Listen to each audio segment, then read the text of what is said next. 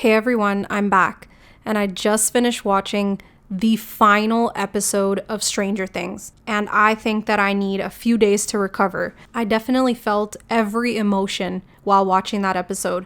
I laughed, I cried, I cussed, I yelled, I just felt everything. And so I do think that the Duffers did a really good job at evoking all of those emotions for this final episode. It was also exciting to watch, it was suspenseful. It was really crazy and they jumped right into it. There was not really much time wasted in the beginning of the episode, so I really did like how it started off. And I did enjoy the mind game that was being played with Vecna and Elle and Kali and Hopper. I really enjoyed that, and I really needed to lock in though and focus and pay attention to what was going on because it was a little confusing at some points. Also, Kali turned out to be good. So I was wrong about her. My bad, girl. Like, I really didn't think that she was trustworthy, but she did turn out to be pretty good, and her ending was kind of sad because of that. So obviously there's going to be a lot of spoilers in here. So if you haven't watched the final episode as yet, then please come back and watch this video afterwards. But I'm going to get into some of the moments that I thought were done really well and some of them that I was disappointed by. So like I said, the episode jumped right into the battle, and they just started executing the plan that they had from the previous episode. And it was just really exciting and really fun to watch. Derek was hilarious as usual. In one scene, he saved Holly from Vecna. And Derek was just one of my favorite characters throughout this final season. Also, Holly was another one of my favorites in this season.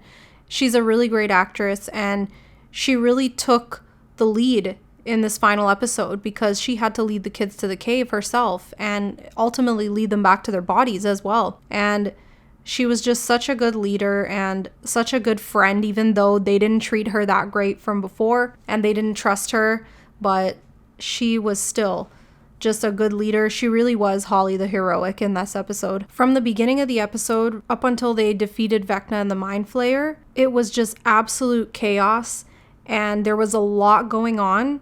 There was a lot to follow, but it was super fun and exciting to watch. I will say that. I was on the edge of my seat the entire time. It was really well done. The only criticism that I have is that it seemed too easy to defeat Vecna and the Mind Flayer. There didn't seem to be too many barriers in the way, and they ended up defeating them pretty quickly. There weren't demogorgons and demodogs and demobats. The Mind Flayer didn't really put up that much of a fight. Vecna seemed really weak. Now I understand after going into the cave into that memory that he refused to revisit. He did get a little weaker from that, but it seemed so easy. After a 10-year buildup with these big bads, that was how easy it was to defeat them both. And they defeated them so early on in the episode. There was so much left, so much time left. I was like, well, what are they going to do for the rest of this episode? Because now we're pretty much done. So I was expecting maybe a twist, maybe something else. And we never really got that. Like, Will and Elle came out pretty much untouched after defeating Vecna and the Mind Flayer, and that just seemed a little bit unrealistic. I feel like there could have just been more of a fight from the other side. Again, I did enjoy the battle. It was a good battle. It was extremely cool and fun to watch, but Vecna could have just been a little bit tougher to defeat. And I do like, though, how they almost brought him back to redemption. They gave him this almost redemption moment, but that would have been too much of a fairy tale ending. So he actually was just too far gone, and he was just bad, and there was no turning back for him. Again, I'm not going to bash this battle too much, though, because I can't even lie, I enjoyed it a lot. And seeing them all come together and fight was insane. And Elle jumping right into the Mind Flayer's body and just ripping Vecna out of the vines, I mean, it was just epic. So after they defeated Vecna and the Mind Flayer and they were on their way back to Hawkins, there was still a lot of time left in the episode. And again, I was expecting maybe a twist, maybe something more exciting, but it turned out that Dr. K and the military, they became the next big bad that they had to beat. And that was pretty disappointing. I mean, overall, I thought that this whole Dr. K and military subplot was unnecessary in this season. It really didn't add much, and I think that if they had removed it entirely, the episode would have been much better. Like, Dr. K and the military just messed this whole thing up because they had one main thing to defeat. I know that Dr. Brenner and the lab, they were the main antagonists before the Upside Down even opened, right? But I don't know, Dr. K just seems so forced. So because of this, when they get back to Hawkins through the gate at the military base, the military's waiting for them there, Dr. K's there, and Elle realizes that she actually can't really escape this, and she may just have to die with the Upside Down and with the wormhole, because if she stays, then they're just going to keep hunting her down. So Elle decides that she needs to die with the Upside Down and with the wormhole.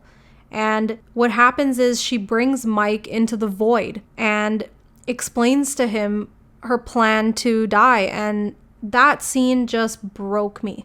Their acting in that scene, especially Millie Bobby Brown's acting, was just so good. And they included flashbacks of them growing up together, which just pulled on my heartstrings. And Mike telling her to not leave him. Oh my God. I'm literally tearing up just talking about it now. I was just bawling my eyes out the entire scene.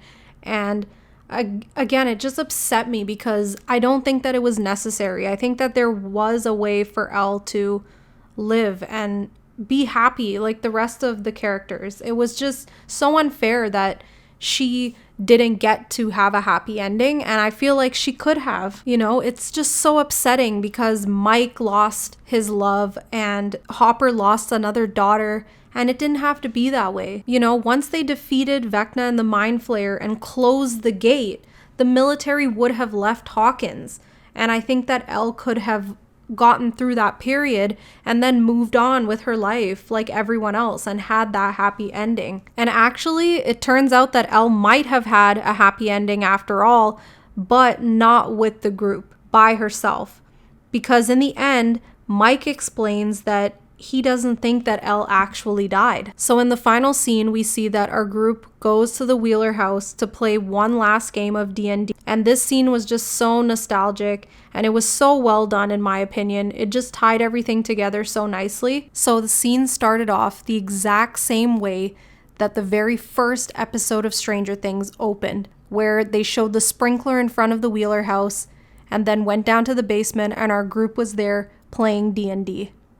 So Mike explains to the group that he doesn't think that Elle actually died, that her and Kali planned to create an illusion of her dying just to make it seem like she did to Dr. K and the military and to everyone else, so that no one would go looking after her, and that he believes that she went to a nice place to live out the rest of her life in peace. And he tells this to the group, and they all pretty much believe that that's what happened to her. And it could be Mike's way of coping with things and his only way to move on. So he created this campaign, this theory of how she actually didn't die and that she lives somewhere else, happy and in peace. So I guess it's up to us to decide what we believe.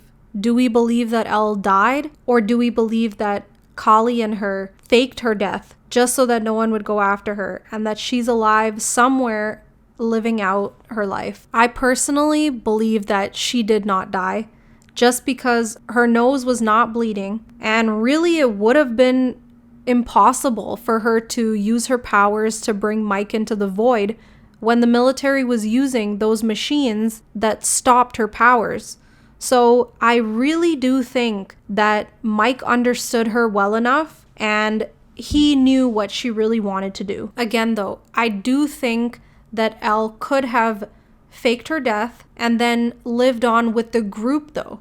I don't think that she needed to isolate herself like that. It just seemed like everyone else got this happy ending and she didn't. And it just seemed so unfair because she really did deserve it. According to Hopper, she deserved it. So that was the one thing in this finale episode that pissed me off, is that Elle did not have to leave the group. Whether she actually died or she went to a place to live on her own in peace, she didn't have to leave the group. I think that she could have stayed with the group and she wouldn't have had to be in hiding or running away from the military, because she could have still done her death fake out for the military. But why for everyone else? Again, I truly do believe that she is still alive somewhere on her own, living in peace.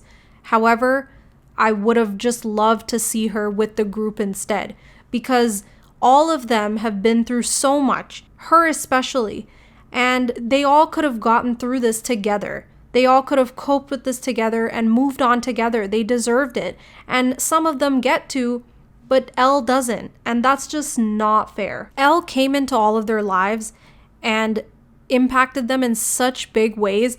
I just don't know why they would kill her off, to be honest.